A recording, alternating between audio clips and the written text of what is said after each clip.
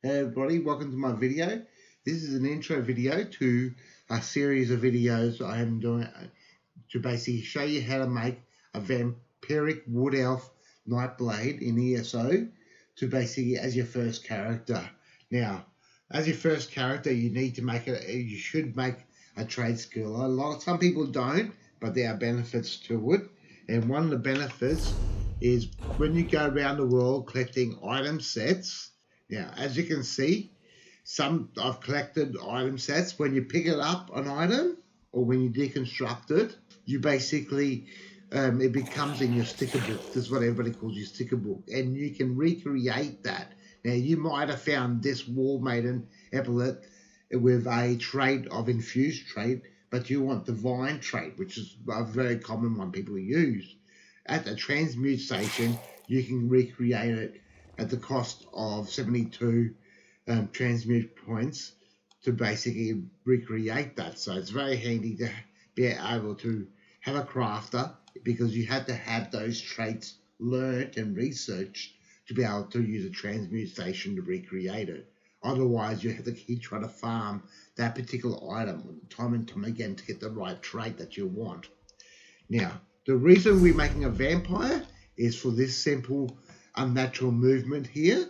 And when we have vampire stage 4, we go invisible after 3 seconds of sprinting, which means you can run through groups and groups of moves and not get ag. And that's very important when you're harvesting because the more moves you have to deal with, it takes time away from harvesting nodes. So, and also the 50% less cost of sprint is very handy too. Now, as for wood elves, basically they have movement speed increase here, your stamina recovery, which is really good because sprinting is based on stamina, and a bit of extra stamina here. And we're using medium armor, and this gives us a major burst in speed, which we can use. And I think it's Windwalker. Yep, the Windwalker has stamina recovery. And Nightblade's got some nice handy things to it too. So, as I said, one of these skills gives us extra 10%. I hold a 15% movement speed as well. I have recreated the build I used for endgame in this video at the ESO Hub.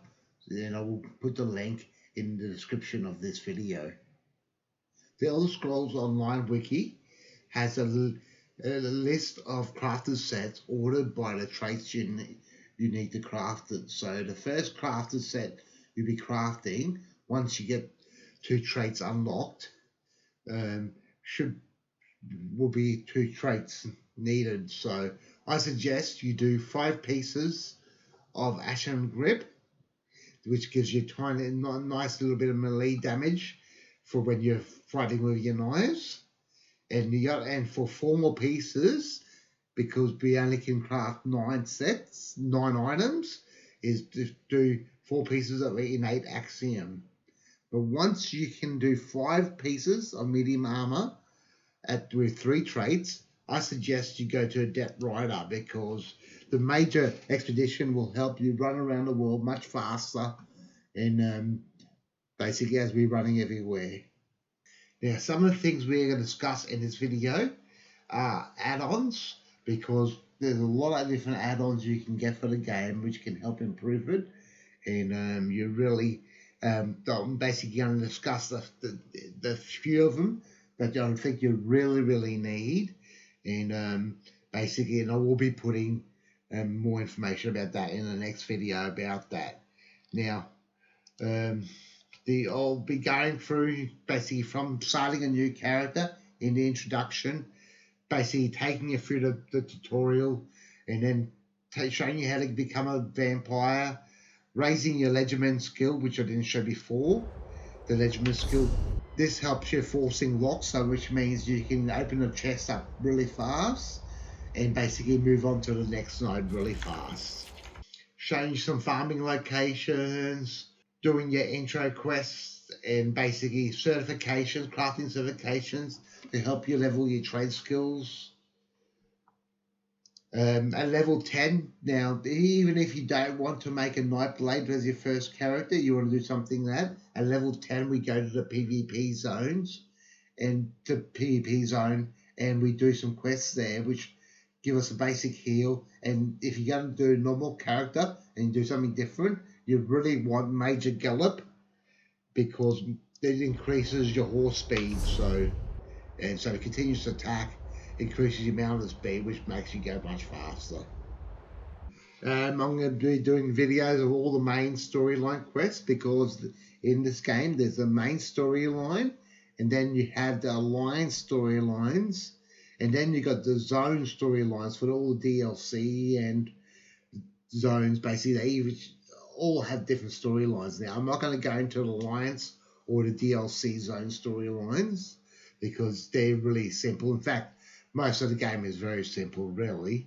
But I'm basically doing the main storyline quests just for sake of nostalgia in a way, and just to show you, I even die in one of them, but you get that. Dying's not a big deal in this game, and I stuffed up and died. We're going to visit the group dungeons and do the group dungeon events, the boss events, because they give us a skill point. And then we're going to do the mage guild quests and the fighter guild quests. Anyways, I hope you enjoyed the videos, and you guys have a good one.